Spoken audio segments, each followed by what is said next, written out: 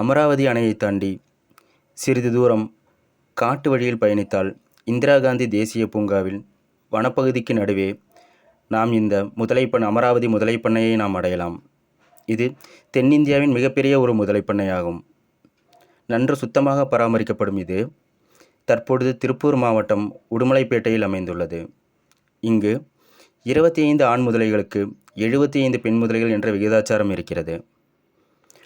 1976ஆம் ஆண்டு நிறுவப்பட்ட இது ஒரு காலத்தில் அழிவின் விளிம்பிற்கு சென்ற மக்கர் குரோக்கடைல்ஸ் எனப்படும் சேற்று முதலைகளை திரும்ப கொண்டு வரும் பொருட்டு அமைக்கப்பட்டது. இங்கு நன்கு வளர்ந்த முதலைகள் வனப்பகுதிக்குள் விடுவிக்கப்படுகிறது. நன்கு பராமரிக்கப்பட்டும் இருக்கிறது இந்த பூங்கா. இங்கு மக்கர் குரோக்கடைல்ஸ் எனப்படும் சேற்று முதலைகள் அழிவிலிருந்து மீட்கப்பட்டிருக்கிறது. இந்த முதலை பண்ணையின் பின்புறம் நன்கு பராமரிக்கப்பட்ட ஒரு பூங்காவும் இருக்கிறது.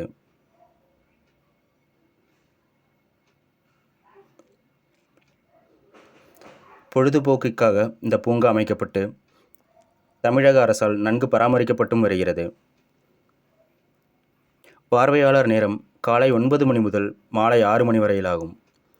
இதன் அருகில் கடைகள் எதுவும் இல்லை. ஆதலால் குடிநீர் மற்றும் சிற்றுண்டிகள் நாம் கொண்டு வர வேண்டும்.